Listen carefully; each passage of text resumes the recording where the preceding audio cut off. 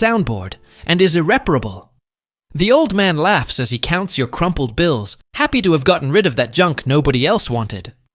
You run home, clutching the piano tight, your heart bursting with music, excitedly thinking, this is going to be an amazing night. Suddenly, a rough burlap sack goes over your head. You feel strong hands dragging you mercilessly. You try to fight back, kicking out, but an icy voice whispers in your ear that if you move one more time, they'll slit your throat. You freeze, trying to stay calm. You realize you've been kidnapped. With a shaking voice, you try to reason with them. You tell them you're an orphan, that nobody will pay a dime for your ransom. You hope they'll let you go out of pity, but they burst out laughing. One of them tells you that's perfect, because they aren't looking for money. They're looking for an easy mark that no one will miss. Terror takes over, but your survival instinct kicks in. You wait a few minutes in silence, then fake a panic attack and scream that you need to take a dump right now, or you're gonna mess up the whole car. The kidnappers, disgusted by the thought of getting dirty, stop the van in a vacant lot on the outskirts of town. They shove you out and tie you to a dead tree, staying back so they don't smell you. But they don't know that an old, scarred-up criminal taught you the art of escaping. You flex your muscles as hard as you can while they tie you up to create a little wiggle room. The second they turn their backs, you break free and bolt into the darkness like a shadow. They're big and slow. You're small and quick. You leave them in the dust in seconds. You're free. But then you stop dead in your tracks. Your piano is still in the car. Any sane person would keep running, but you aren't sane. Without that piano, your life is nothing but silence and pain. A suicidal madness takes over. You turn around and creep back toward the kidnapper's car. They're far off, searching the bushes with their flashlights. With your heart racing a mile a minute, you grab your instrument. You accept your fate and flee back into the night, proving to yourself that you're willing to die for the only thing that makes you feel alive.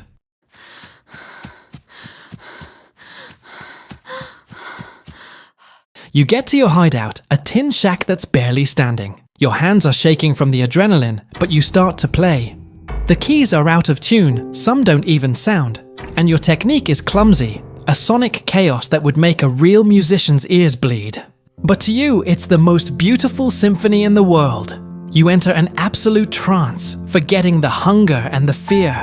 However, in this neighborhood, your music is an unforgivable sin. The neighbors bang on the metal walls of your house, screaming insults and threatening to beat the crap out of you if you don't shut up. Unable to stop your concert, you drag the piano into the dark alley, determined to play under the moonlight. But bad luck is your only faithful companion. You are so absorbed in your broken melody that you don't hear the engine approaching slowly. It's the same van.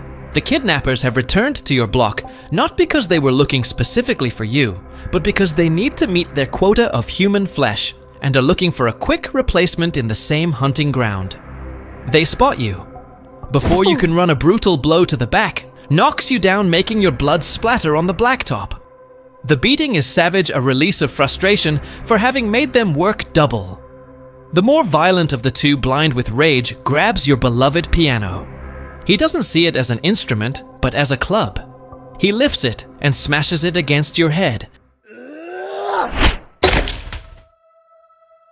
The world turns red. He is about to deal you the final blow with the remains of the keyboard, when the other one stops him dead in his tracks. He screams at him to stop, that if he kills you, they'll have to look for another one, and the deadline is in an hour. It is a cruel irony that your life is saved not by mercy, but by the strict management of some criminals. Half dead, with blood clouding your vision and the remains of your dream lying beside you, you are dragged back into the darkness of the van.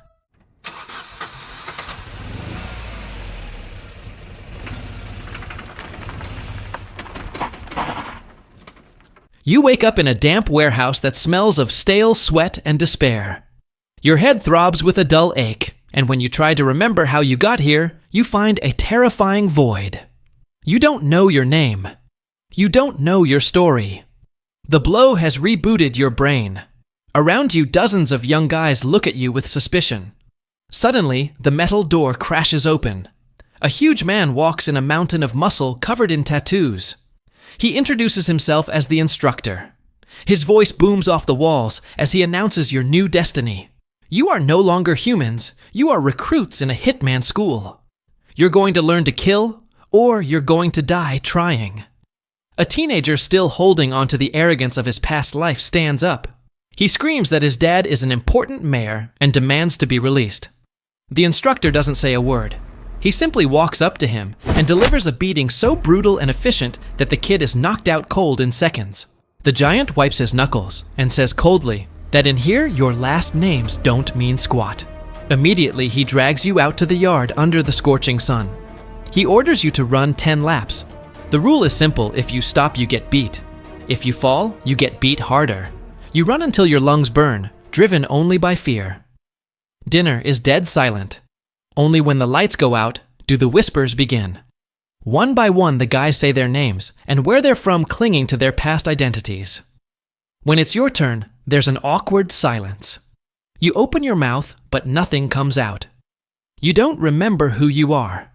Someone in the dark lets out a nervous chuckle and says, "You have the memory of a goldfish." From that night on, they call you Goldfish.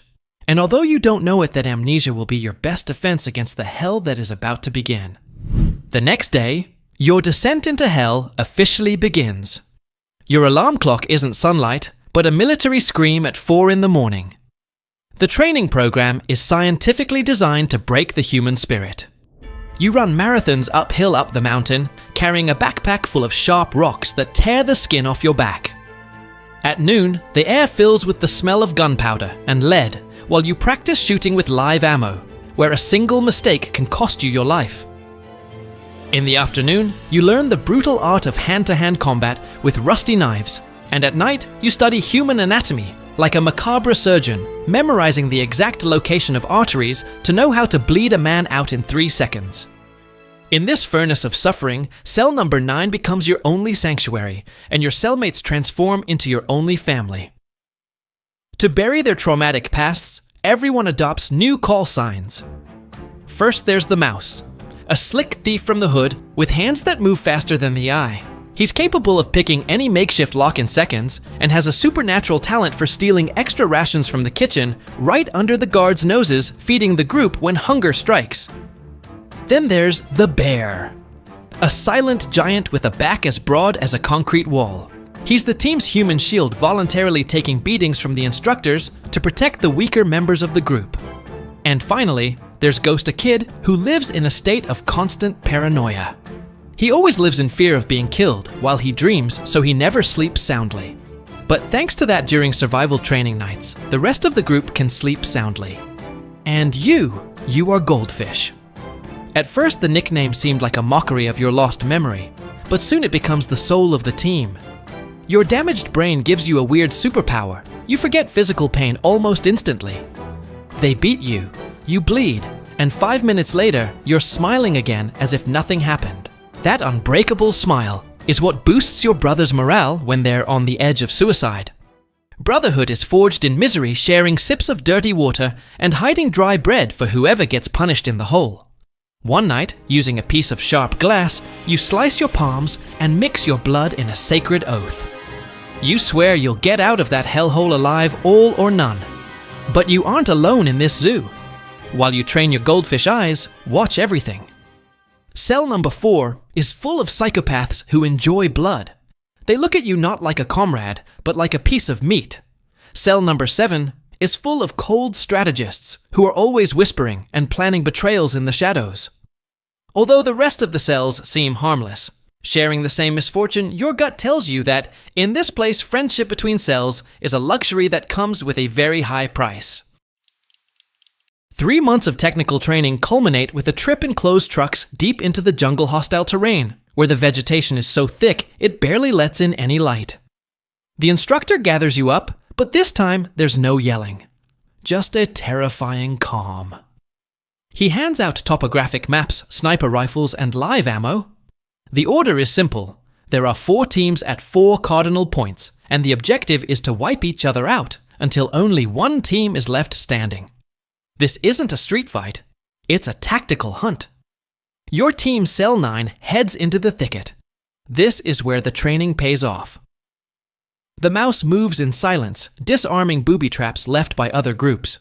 The bear hauls the heavy gear without complaining, and Ghost scans the trees, his paranoia turned into a survival radar. At nightfall, you spot Cell 7, the strategists. They're camped out near a river, thinking they're safe. You watch them through the scope of your rifle. You see the face of a kid you shared water with 2 days ago. Your finger freezes on the trigger. Your humanity begs you not to do it. But then you hear a distant gunshot. Cell 4 has already started killing. If you hesitate, your family dies. In that instant, something inside you shuts off. The doubt vanishes and is replaced by a mathematical coldness. You whisper the order to open fire to your squad. 3 simultaneous shots break the jungle silence. The targets drop before they hear the sound. There's no glory, no adrenaline of hand-to-hand combat, just the cold efficiency of a job well done. For the next 6 hours, your team becomes a hit squad ambushing survivors with surgical precision. At dawn, the smoke clears, and you're the only ones left at the extraction zone. The instructor emerges from the shadows. He walks among the bodies of the fallen recruits and gives a slight nod. He isn't looking for bloodthirsty killers. He's looking for professionals who can kill without feeling a thing. He walks up to you, looks into your empty eyes, and names you Captain. He says a good hitman isn't the one who enjoys killing, but the one who feels nothing when he does it. You turn around, and thanks to your Goldfish gift, the trauma of having executed your buddies starts to fade, leaving room only for the next mission. For the next 3 years, your life transforms into a sequence of hits, executed with pinpoint precision. You aren't a gang of rookies anymore. You're a hit squad, an elite tactical unit, where every member is a vital cog. Your coordination reaches an almost telepathic level. On the first big mission, the target is a rival bookkeeper having breakfast in a packed restaurant. You don't go in guns blazing, or put a bullet in his head like in the movies. Ghost positioned on a rooftop 300 meters away confirms the target's ID over the radio. The mouse disguised as a food delivery guy goes in first. You and the bear go in after. The mouse pretends to be a clumsy delivery guy and spills food on the bear on purpose. The bear, acting furious, shoves the mouse, violently throwing him right against the bookkeeper's table.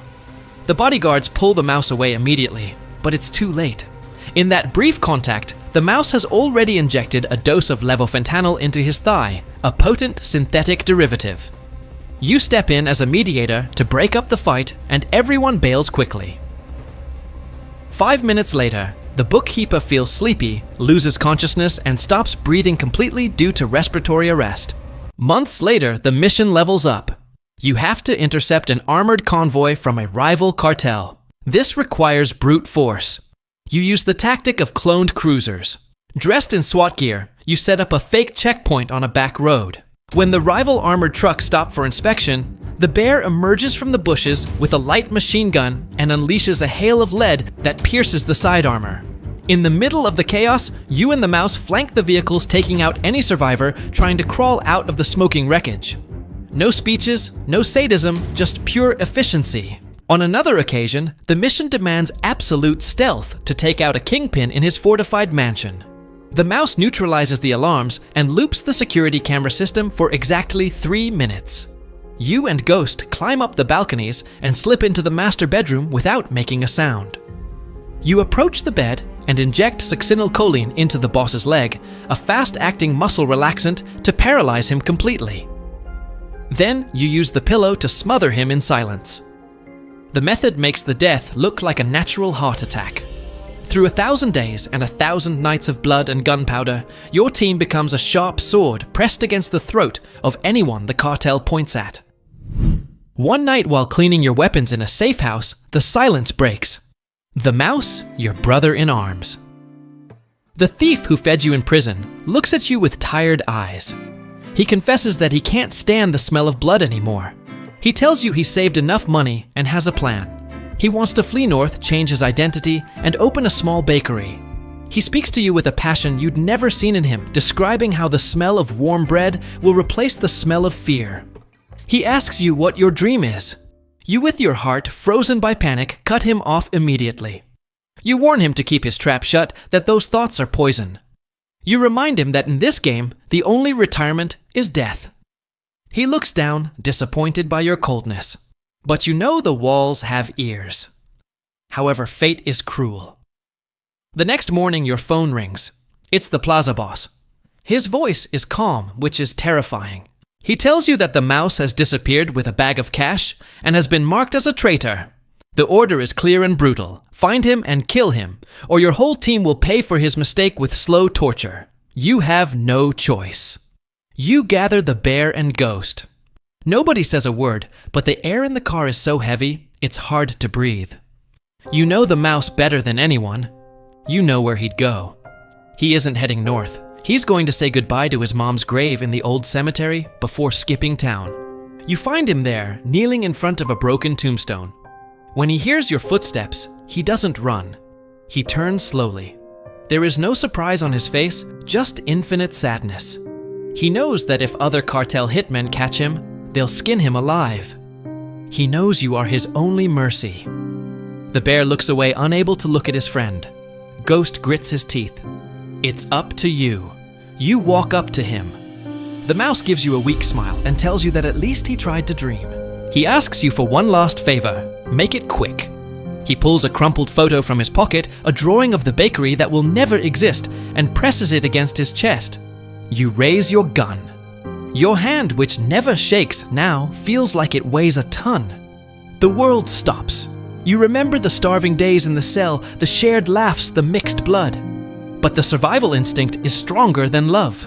You pull the trigger. The shot rings out like thunder, breaking your soul. The mouse falls. You killed him to save him from a worse fate and to save yourself.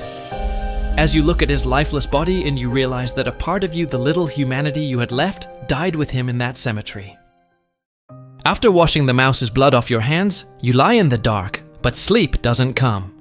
Your friend's last question echoes in your skull like a damn curse. What is your dream captain? You look at the survivors of your team. You ask the bear what he wants from life. Cleaning his rifle, he answers without hesitation that he wants to be the boss, to have so much power and money that no one can ever touch him again. You ask Ghost. He says he wants to be a legend, the most feared hitman in history. You realize with horror that you are the only one who has nothing. You are an empty shell, a killing machine without a purpose. That night, you decide to use your rank and your contacts in the organization. You track down the old files from the zone where you were recruited. You find the names. The two men who kidnapped you years ago are still alive, spending their crime pensions in a seedy neighborhood. You go for them. It's not a social call. You rip them out of their beds and take them to a soundproof basement. You begin the technical interrogation. Pain loosens their tongues. One of them, crying, begs for mercy and screams that you were just a kid with a broken piano. That phrase, broken piano, acts like a master key in your brain. Suddenly a dam breaks. The smell of gasoline, the sound of wood crunching against your skull, and before that the melody. You remember who you were. You remember that you weren't born to hold a gun, but to create music. The memory hits you with the force of a tsunami, bringing you to your knees. You walk out of that basement, leaving the two men behind. They don't matter to you anymore. You drive straight to the most exclusive music store in the city. The salesman looks at you with fear because of the way you look, but he shuts up when you put stacks of stained cash on the counter. You buy the best grand piano they have. A shiny black monster that costs more than your entire life. You install it in your safe house. You sit in front of the keys. Your hands, full of calluses and war scars, shake. You play the first note. The sound is pure perfect. And there you stay, playing day and night, ignoring the cartel's calls. Ignoring the hunger, trying to recover in every note the years that violence stole from you.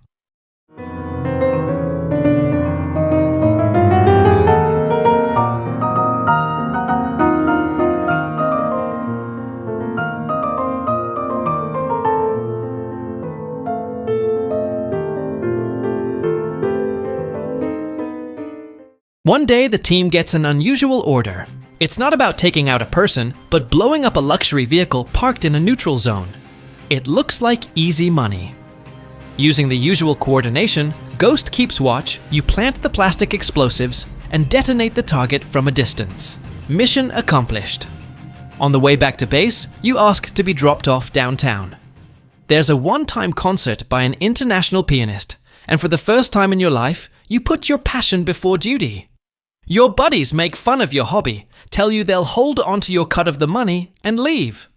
You don't know that that's the last time you'll see them alive. The car you destroyed belonged to an untouchable lieutenant from the cartel itself. The big boss, fearing an internal coup, ordered the attack and decided to use your team as the perfect fall guys to smooth things over. While you sit in the velvet seat waiting for the music, your brothers arrive at the base expecting a party, but are welcomed by a hail of bullets from automatic rifles. They die without even unholstering. You're still alive only because of a musical coincidence. But the peace is short-lived. Your phone vibrates in your pocket, but your predator instinct, tuned by years of paranoia, kicks in before you can answer. You notice shadows moving at the theater exits. Men in baggy clothes and nervous looks blocking the doors. Your cell phone GPS gave you away. They know you're here. Instead of going out through the lobby where they're waiting to execute you, you run towards the service exits backstage. Crossing a side door, you bump into one of the shooters. Despite his ski mask, you recognize his eyes. It's a colleague you trained with years ago. The betrayal is absolute. You punch him in the throat before he can call it in on the radio and get out to the side street. You toss the phone into a passing garbage truck to throw off the satellite tracking, break the window of the first sports car you see, hotwire it, and floor it, leaving your dead team behind and becoming a ghost once again. The engine of the stolen sports car roars under your feet like a wounded beast as the speedometer hits 125 miles per hour. In the rearview mirror, you see 3 black armored SUVs closing in like sharks on the blacktop. Bullets start hitting the body, sounding like metallic hail. But you don't feel fear, just absolute focus. You know these men.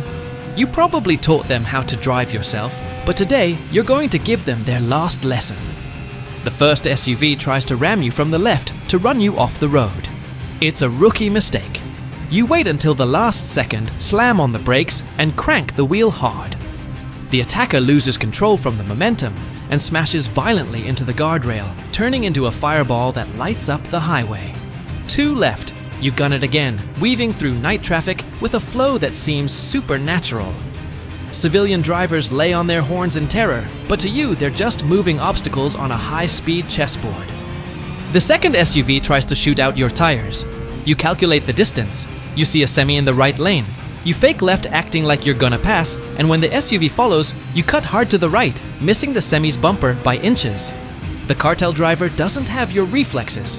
He plows right under the trailer with a deafening crash of twisted metal. Only one left the leader of the hit squad.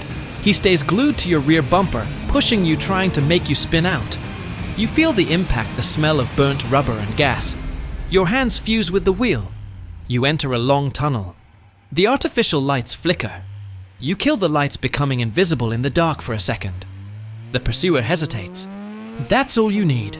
You slam on the brakes and pull a 180, ending up face to face with him while driving in reverse. You see the look of terror on his face through the windshield before firing your gun through your own rear window.